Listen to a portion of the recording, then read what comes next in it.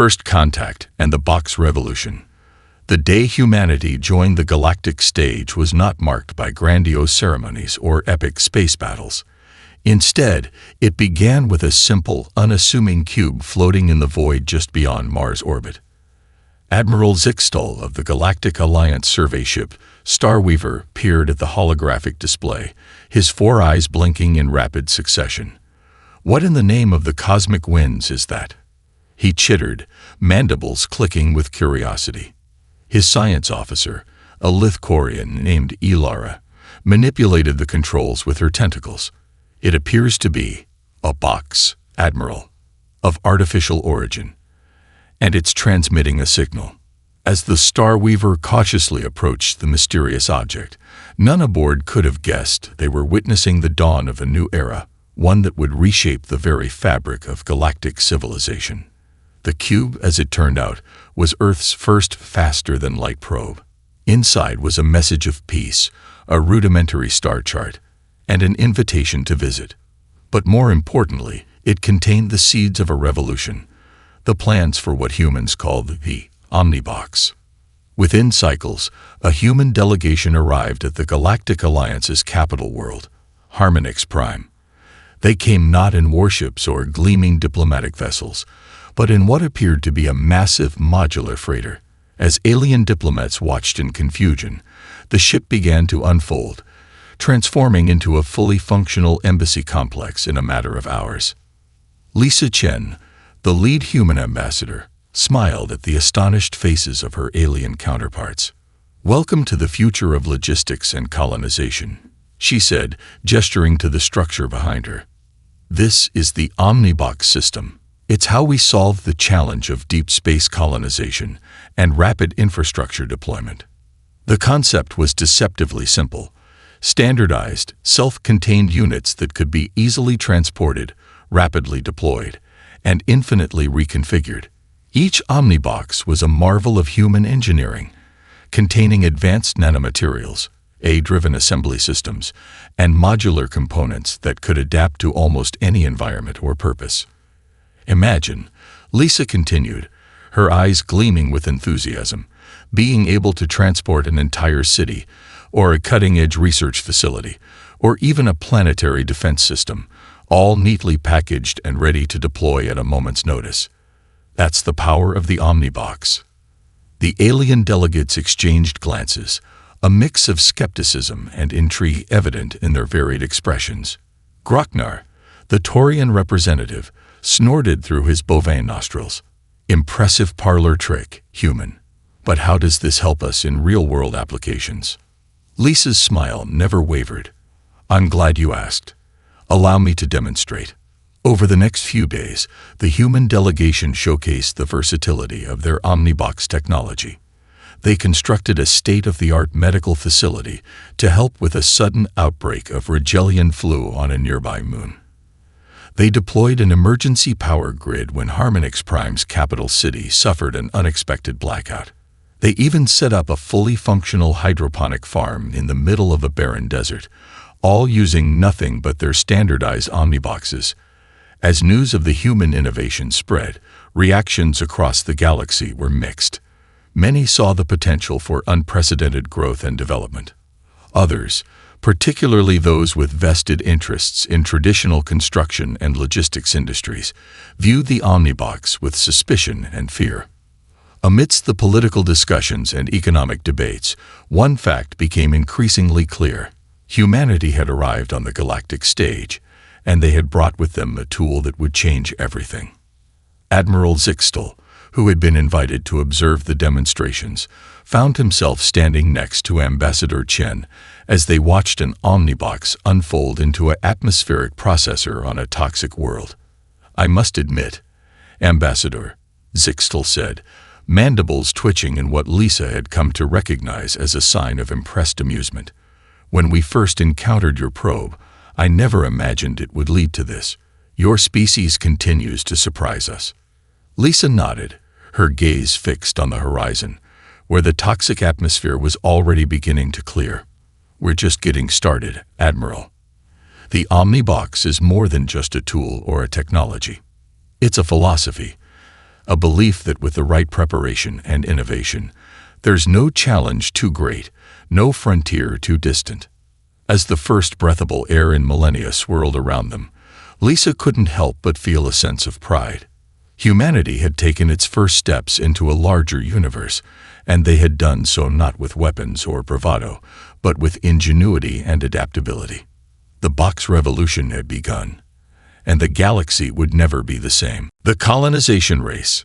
5 years after humanity's introduction to the galactic community, the impact of the Omnibox technology was impossible to ignore. What had started as a curious innovation had exploded into a full-scale revolution in colonization and infrastructure development. On the fringes of explored space, a new gold rush was underway. Planets and moons, once deemed too hostile or resource-intensive to settle, were now prime real estate. Humans, with their adaptable Omnibox colonies, were at the forefront of this expansion. Zara Vega, captain of the colony ship Horizon's Dawn, stood on the bridge, watching as her vessel approached Epsilon Eridani IV, a world of perpetual storms and crushing gravity that had resisted all previous attempts at colonization. Omnibox modules prepped and ready for atmospheric insertion. Captain, her XO, Trevor Mkosi, reported. Zara nodded, a glint of excitement in her eyes. Excellent. Let's make history, people. Deploy the first wave. From the belly of the Horizon's Dawn, hundreds of Omniboxes streamed forth, plummeting through the roiling atmosphere of Epsilon Eridani IV. As they fell, they began to unfold and interconnect, forming a web of structures that spread across the planet's surface. Within hours, a fully functional colony had taken root. Atmospheric processors combating the toxic air, gravity compensators making the crushing weight bearable, and storm shields deflecting the worst of the planet's fury. As Zara and her crew made planetfall, stepping out onto a world that no sentient being had ever walked before, she couldn't help but feel a sense of awe. This, she breathed, this is what it means to be human. To face the impossible and say, why not? But humanity's rapid expansion did not go unnoticed or unopposed. Many alien races, once dismissive of the upstart species, now watched with growing alarm as humans claimed world after world. On Harmonix Prime, the Galactic Alliance Council chambers were in an uproar. Representatives from dozens of species argued vehemently about the human problem. Grocknar, the Taurian delegate who had once scoffed at the Omnibox demonstration, now pounded his hoof on the podium. They're overreaching, he bellowed. At this rate, they'll control half the unclaimed systems in the sector within a decade. Ilara, the Quarian scientist who had first detected the human probe years ago, now served as her people's representative. Her tentacles waved in a calming gesture. Perhaps instead of fearing human expansion, we should seek to learn from it. Their Omnibox technology has opened up possibilities we never imagined. The debate raged on, but the reality was undeniable. Humanity's adaptability and the versatility of their Omnibox system had given them an edge that traditional colonization methods couldn't match. Back on Earth, in the sprawling Omnibox manufacturing complex outside of New Shanghai, Dr. Yuki Tanaka reviewed the latest production figures with a mix of pride and concern. The demand for Omniboxes had skyrocketed, with orders coming in from human colonies and increasingly from alien worlds as well. We're changing the face of the galaxy, she mused to her AI assistant, Aria. But are we moving too fast? Are we ready for the responsibility that comes with this kind of expansion? Aria's holographic form flickered thoughtfully. Human history suggests that rapid expansion often leads to conflict. However, the Omnibox system also provides unprecedented opportunities for cooperation and mutual benefit. Yuki nodded, her brow furrowed in thought. Then we need to make sure we're using this technology, not just to claim new worlds, but to build bridges between species. As if in answer to her concerns, a priority message flashed across her screen. It was from Lisa Chen, now serving as humanity's chief diplomat to the Galactic Alliance. The message was brief but momentous. Yuki, we've got a situation brewing. The Zorn Empire is making aggressive moves in the Orion Arm. They're not happy about our expansion, and they're not the type to negotiate. We need Omnibox tech adapted for defense, and we need it yesterday. The galaxy's about to get a whole lot more complicated. Yuki felt a chill run down her spine. The Omnibox had revolutionized colonization and infrastructure. Now, it seemed, it would be put to the test in conflict. As news of the Zorn threat spread, human colonies across the galaxy began to prepare. Omniboxes that had been used to build homes and farms were reconfigured into fortifications and weapon platforms. The very adaptability that had allowed humanity to thrive in hostile environments would now be their shield against a hostile species. On Epsilon Eridani IV, Captain Zara Vega received the alert. As storm winds howled outside the colony's shields, she gathered her team. "Folks," she said, her voice steady despite the gravity of the situation, "we've built a home here in hell itself. If the Zorn think they can take that from us, they're in for a nasty surprise." Across human space, a quiet determination took hold. They had come too far, achieved too much, to be cowed by threats. The Omnibox had given them the stars, and they would use every ounce of their ingenuity to defend their place among them. As the Zorn warships began to mass on the borders of human space, the galaxy held its breath. The age of exploration was giving way to an era of conflict, and humanity's adaptability would be tested as never before. The colonization race had led to this moment. Now, the true test of human ingenuity and the power of the Omnibox was about to begin. The Zorn conflict. The Zorn attack came swiftly and without warning. Massive battlecruisers, their hulls bristling with weaponry, materialized on the edges of human-controlled space. Their message was simple and chilling. Surrender your colonies or be annihilated. Humanity's response was equally swift, but far from what the Zorn expected. As the first Zorn ships approached the human colony on Novus Prime, they were met not by a ragtag defense force, but by a planet that seemed to come alive. Omniboxes that had formed the foundation of the colony began to shift and reconfigure. Buildings transformed into weapon emplacements, atmospheric processors became shield generators, and communication arrays morphed into advanced sensor suites. Admiral Elena Rodriguez, commander of Earth's Expeditionary Defense Force, watched from her flagship Adaptable as the Zorn fleet engaged the Novus Prime defenses. "Let's show them what human ingenuity can do," she said, her voice calm but filled with resolve. "Activate the swarm protocol." Across the planet's surface, thousands of smaller Omniboxes detached from larger structures. They swarmed into the atmosphere, rapidly assembling into squadrons of autonomous fighter craft. The Zorn, expecting an easy victory, suddenly found themselves outmaneuvered and overwhelmed. As news of the successful defense of Novus Prime spread, the Galactic Alliance watched in astonishment. The humans, it seemed, had turned their entire colonial infrastructure into a vast, adaptive defense network. On Harmonix Prime, the Alliance Council convened an emergency session. Lysa Chen, representing Earth, stood before the assembled delegates. "The Zorn threat is not just to humanity," she declared, her voice ringing through the chamber. "Their aggression poses a danger to all peaceful species. We propose a joint defense initiative, combining our Omnibox technology with the unique strengths of each alliance member." The council chamber erupted into debate. Some species, long wary of human expansion, now saw an opportunity for cooperation. Others feared that accepting human aid would only lead to dependency. Amidst the arguments, Ilara, the Quarian representative, raised her tentacles for attention. "We have seen the humans reshape barren worlds, and now turn those same tools to defense. Imagine what we could accomplish if we combined their adaptability with our own diverse technologies."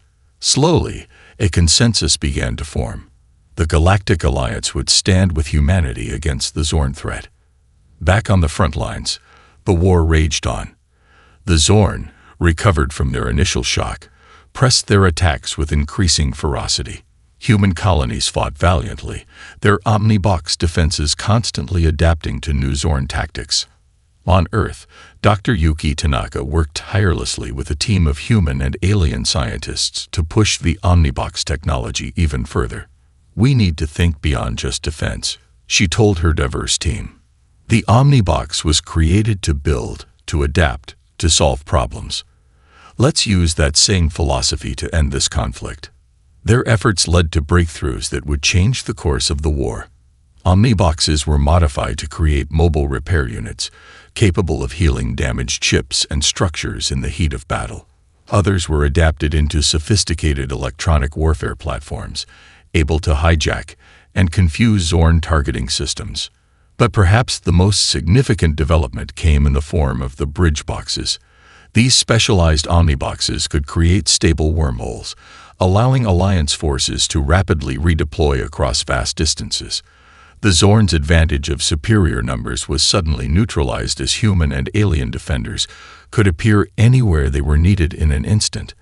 As the tide of war began to turn, the true power of the omnibox philosophy became clear.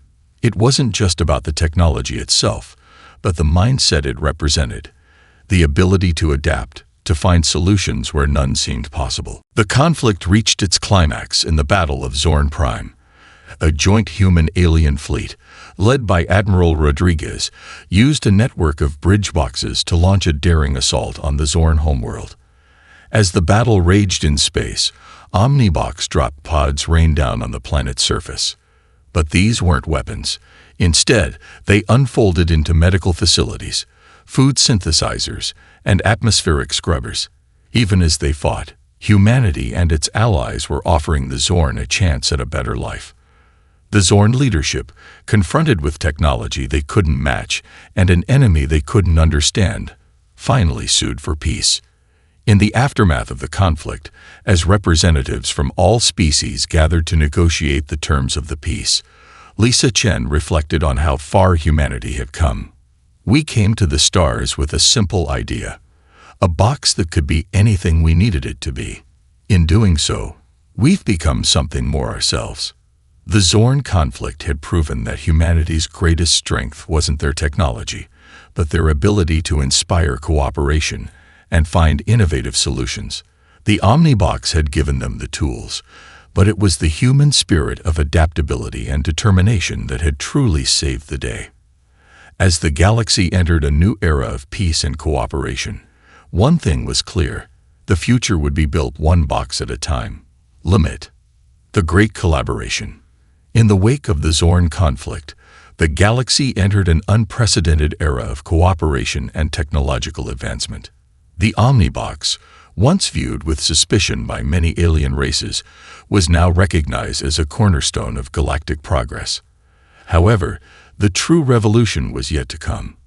Dr. Yuki Tanaka stood before a diverse audience of scientists, engineers, and diplomats from across the Galactic Alliance. The newly constructed Harmony Institute, a sprawling complex of interconnected omniboxes orbiting a neutron star, hummed with energy and possibility. "Friends, colleagues, beings of all species," Yuki began, her voice filled with excitement. "We've seen what the Omnibox can do when applied to colonization, infrastructure, and even warfare. But today we embark on a new journey, one of collaborative innovation that will push the boundaries of what we thought possible." The Great Collaboration, as it came to be known, was a massive multi-species effort to combine the adaptability of Omnibox technology with the unique scientific and cultural perspectives of every race in the Alliance. The goal was ambitious: to create a new generation of technologies that could address the grandest challenges facing the galaxy. Teams were formed, mixing humans with aliens of all types. The Quarians, with their mastery of bioengineering, worked alongside human nanotech experts to develop omniboxes that could rapidly terraform hostile environments. Taurian energy specialists collaborated with Earth's quantum physicists to create power systems of unimaginable efficiency. On the forest world of Arborea, a joint human photosyntheon team made a breakthrough that would change the face of agriculture across the galaxy. They developed omniboxes that could adapt to any environment, creating self-sustaining ecosystems that could feed entire populations. It's not just about the technology, explained Dr. Xylo, a photosynthean botanist, his leaf-like appendages swaying gently. It's about understanding the fundamental principles of life and growth, and then giving them the flexibility to thrive anywhere. Meanwhile, in the depths of space, another team tackled one of the greatest challenges of interstellar civilization: communication. The telepaths of Mentis V, working with human linguists and AI specialists, created a network of omniboxes that could instantly translate any language, including nonverbal forms of communication. Ambassador Lisa Chen, attending the first demonstration of this Universalink system, watched in awe as beings from a dozen worlds conversed effortlessly, their thoughts and ideas flowing across species barriers as if they had never existed. "This," Lisa said, her eyes shining, "this is what we dreamed of when we first reached for the stars. Not just exploration, but understanding." As the great collaboration gained momentum, its effects rippled across every aspect of galactic society. Education systems were revolutionized by omniboxes that could create immersive, adaptive learning environments. Healthcare saw a quantum leap forward with medical omniboxes that could diagnose and treat almost any condition, adapting their function to the biology of any species. Even art and culture flourished in new and unexpected ways. On the gas giant Harmonix High, a team of human musicians and Aeolian wind singers used a specially designed omnibox to create a planet-wide symphony, turning the entire atmosphere into an instrument played by the world's intense storms. But perhaps the most profound impact came in the realm of scientific research. The adaptability of the omnibox, combined with the diverse perspectives of the galaxy's greatest minds, led to discoveries that once seemed like the stuff of science fiction. In a hidden laboratory deep within an asteroid belt, Dr. Yuki Tanaka and a team of the Alliance's top theorists made a discovery that would shake the foundations of physics. They had created an omnibox capable of manipulating the fundamental forces of the universe itself. "We're not just adapting to our environment anymore," Yuki explained to a stunned audience at the Harmony Institute.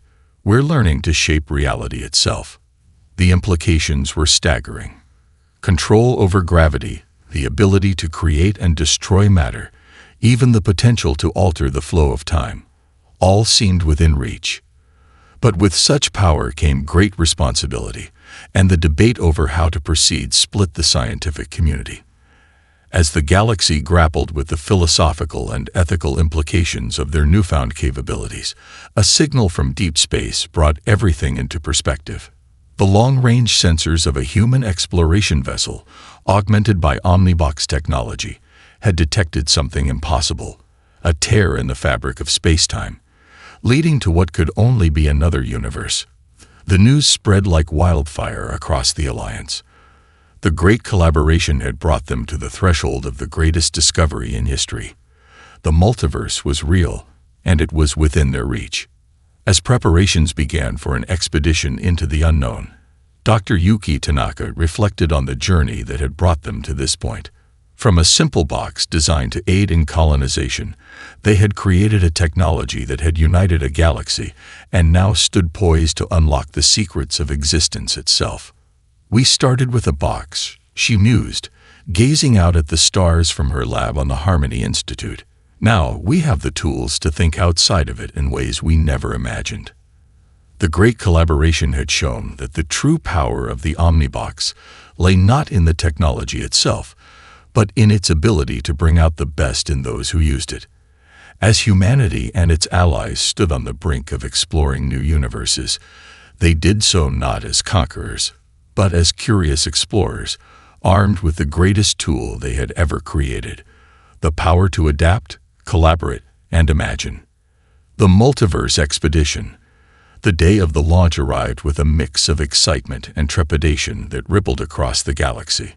The Harmony Institute, once a beacon of collaborative research, had been transformed into the command center for humanity's most ambitious project yet, the multiverse expedition. At the heart of the mission was the Ingenuity, a ship unlike any other. Built entirely from next-generation omniboxes, it was designed to adapt not just to different environments, but to the very laws of physics themselves. Its crew, carefully selected from every corner of the Galactic Alliance, represented the pinnacle of interspecies cooperation. Captain Zara Vega, the seasoned explorer who had once led the colonization of storm-racked Epsilon Eridani IV, now found herself at the helm of this historic voyage. As she strode through the Infinity's ever-shifting corridors, she marveled at how far they had come. "Status report," she called out, entering the bridge. Her XO, a Quarian named Zilx, rippled his tentacles across a holographic display. "All systems nominal, Captain. The bridge box is powered up and ready to interface with the interdimensional rift." Zara nodded, taking her place at the command station. "Dr. Tanaka, are we ready to make history?" Dr. Yuki Tanaka's face appeared on a nearby screen, her eyes alight with the thrill of discovery. "As ready as we'll ever be, Captain.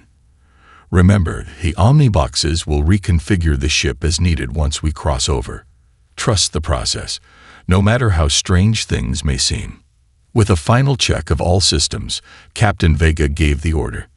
The Infinity surged forward, its omnibox hull shimmering as it approached the swirling vortex of the interdimensional rift.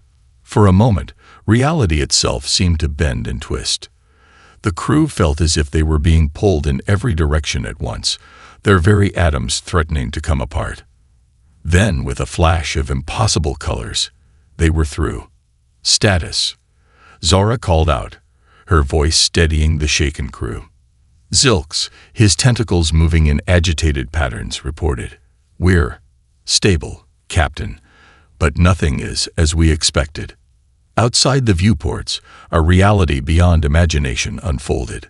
Space itself was alive with swirling energies. Planets hung in the void, their surfaces shifting and reforming constantly.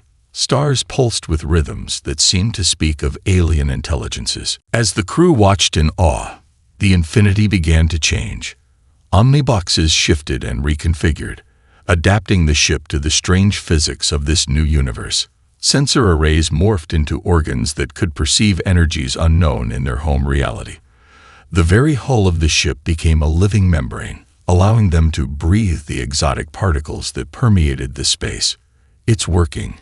Yuki's voice came through, filled with wonder. "The omniboxes are interpreting the fundamental laws of this universe and adjusting our entire structure to match. We're not just visitors here. We're becoming a part of this reality." Over the next weeks, the Infinity explored this strange new universe, each discovery more astonishing than the last. They encountered beings of pure energy, civilizations that existed in multiple dimensions simultaneously, and phenomena that defied all known laws of physics. The omniboxes proved their worth time and time again, allowing the crew to interact with these wonders in ways they never thought possible. When they discovered a planet where time flowed backwards, the ship reconfigured itself to allow the crew to experience and study this temporal anomaly safely. But it wasn't all smooth sailing. In a region of space where the very concept of matter was fluid, the Infinity encountered entities that viewed their presence as an invasion. The ship's defensive systems, designed for threats in their home universe, were useless. It was Ilara, the Quarian scientist who had once marveled at humanity's first FTL probe, who found the solution. Working with the ship's AI and the adaptive properties of the omniboxes, she developed a way to communicate with these beings on a fundamental level, expressing concepts of peace and curiosity through the manipulation of reality itself. As the expedition continued, they made contact with other multiversal travelers, beings who had evolved in realities even stranger than this one. The Omnibox technology, with its unparalleled adaptability, became a universal translator of sorts, allowing for exchanges of knowledge that spanned the boundaries of entire universes. Dr. Yuki Tanaka, coordinating the scientific efforts from her lab aboard the Infinity, could hardly contain her excitement. Every day brings new discoveries that reshape our understanding of existence itself. she reported back to the Galactic Alliance. The Omnibox isn't just a tool anymore. It's becoming a fundamental part of our ability to comprehend the multiverse. But as their journey neared its end, the crew of the Ingenuity faced their greatest challenge yet. They detected a catastrophic event unfolding. A collision between two universes that threatened to unravel the fabric of the multiverse itself. Captain Vega called an emergency meeting of the entire crew. "We may be the only beings in a position to do something about this," she said, her voice grave. "The question is, do we have the right to intervene in cosmic events of this scale?" The debate that followed was intense, with perspectives from dozens of species and multiple universes all weighing in. In the end, it was a joint decision. They would try to save not just their universe, but all universes. What followed was the grandest application of Omnibox technology yet conceived. The entire ship, along with the knowledge they had gained on their journey, became one enormous, universe-spanning Omnibox. It adapted not to an environment, but to the very structure of reality, creating a buffer between the colliding universes. As alarms blared and reality itself seemed to scream around them, the crew of the Ingenuity worked in perfect harmony.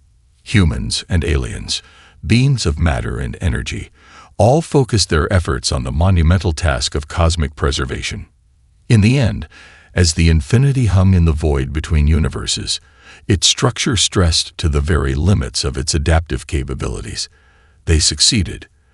The colliding universes were deflected, disaster averted on a scale beyond imagination. As the ship limped back towards the rift that would take them home, the crew was silent, awed by what they had experienced and accomplished. They were no longer just explorers or scientists.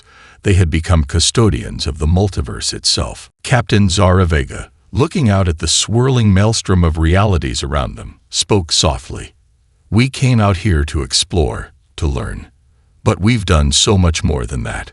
We've proven that with adaptability, cooperation, and the courage to face the unknown, there's nothing we can't achieve." As the Ingenuity crossed back into their home universe, they brought with them knowledge and experiences that would reshape galactic civilization. The Omnibox, once a simple tool for colonization, had become the key to unlocking the secrets of the multiverse. But more than that, the multiverse expedition had shown that the true power of humanity and its allies lay not in their technology, but in their spirit, the unquenchable desire to explore, to understand, and to push beyond the boundaries of the possible.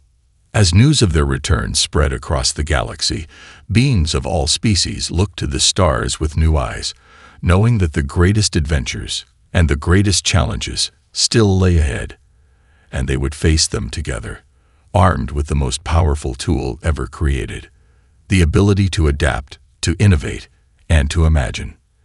The age of the Omnibox had only just begun, and the multiverse itself was waiting to be explored, one ingenious adaptation at a time.